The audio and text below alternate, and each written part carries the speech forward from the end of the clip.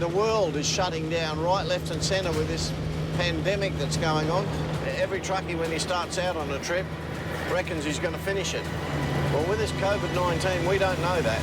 Steve Graham is racing to hook up a trailer before heading 4,400 kilometres to Darwin. Then I can just start the run tomorrow as a triple. Just get into it, get the job done. But this trip is different. There are a lot of border issues to deal with at this stage of the game. Very different. This already, as you can see, this is how this COVID-19 is affecting me. You get a little bit of help for a while, then they're gone. They're not hanging around to help you. No one wants contact with any. It's a new society. In 4 days' time, Western Australian authorities will close the regional borders. With so much uncertainty in the air, truckers are racing to make their destinations. A lot of truck traffic on the road. They're all like me.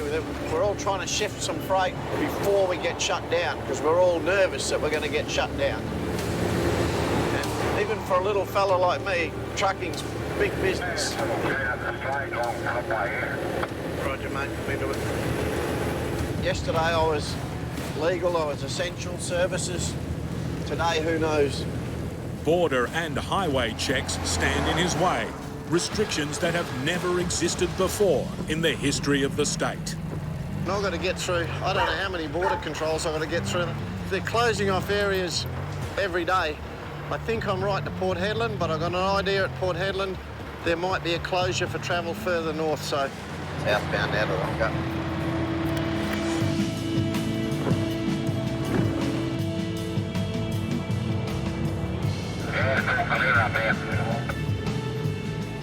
Thanks, mate. You have a good day.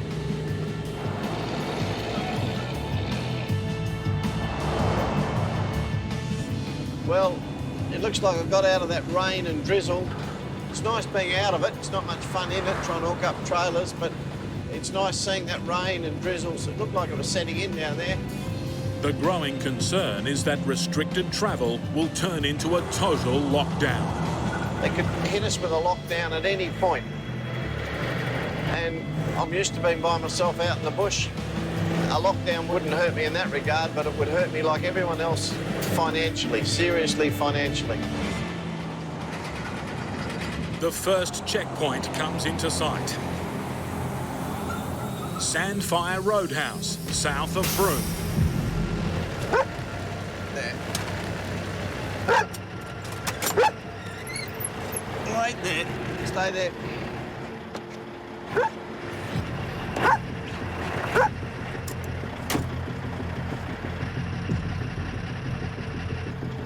How are you? Hey. 2 metres, 2 metres, I presume? Yeah, thanks, buddy. All right. Whereabouts you heading, Steve? Darwin, mate. Darwin, yeah. Okay. Building materials.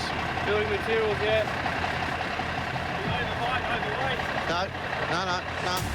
With a total weight of 100 tonnes for his truck and rig, Steve's well under the limit of 140 tonnes allowed for this type of road train. The scalies have a good look at me fairly regularly. It looks ugly, but it's not, you know, there's not a lot of weight in them. What Steve doesn't know is whether any conditions will be attached to him for when he re-enters Western Australia from the Northern Territory. Did you show any signs of symptoms of coronavirus? No. Been in no one contact with anyone. The border cop then issues Steve with a stand-down notice for when he reaches Darwin if he doesn't find a return load. Okay, this is a declaration basically saying you're going to quarantine yourself. Yep.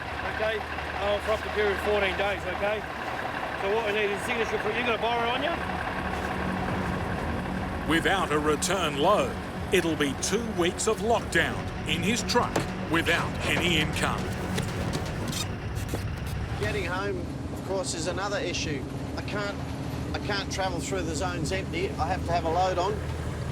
And backloading isn't like it normally is. The loading's not available like it usually is because so many things are stopped. So I'm between a rock and a hard place. Once I get into Darwin, getting out becomes the next issue.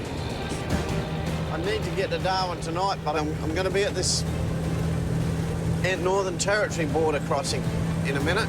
and they've got their own guidelines and protocols, and I just don't know what I'm up against. That changes by the hour.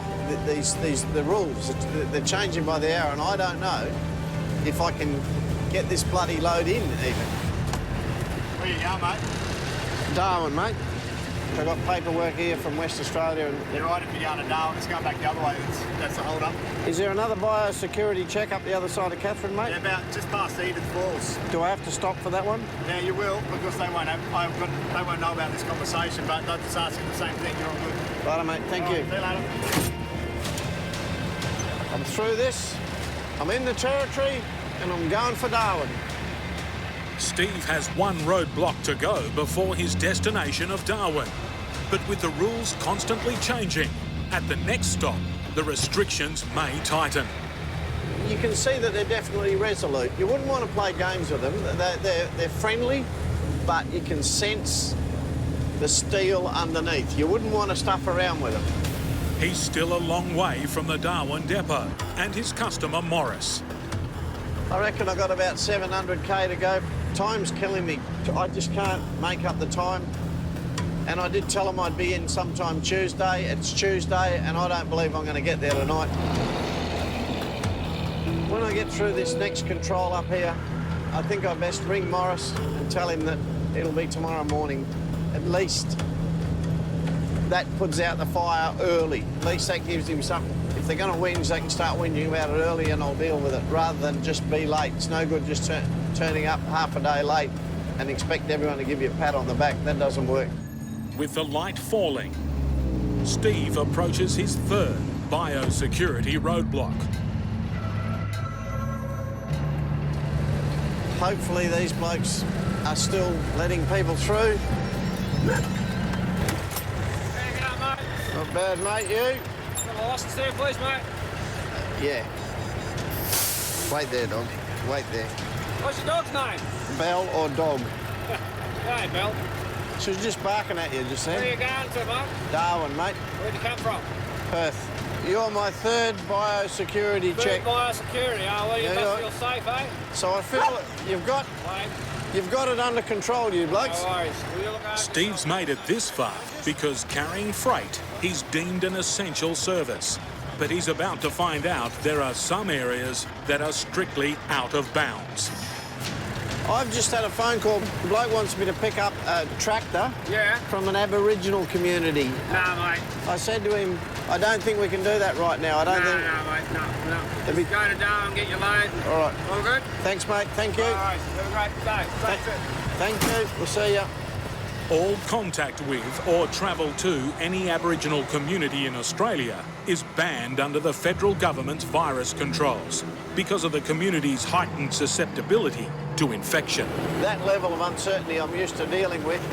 It's the uncertainty of this whole COVID thing and closures and shutdowns and being stuck on the other side of the border for maybe months is a worry. I've got a pretty comfortable truck. It's a pretty good house. If I've got to live in the truck there for a while till I get a load out, well, that's what I've got to do. After 5 days of deserted roads, stress and uncertainty, Now's not the time to be annoying or frustrating your customers. at the construction depot in Darwin, this legend of Outback Trucking does what he always promises to do. No matter the challenges, Steve delivers. That's it, she's here.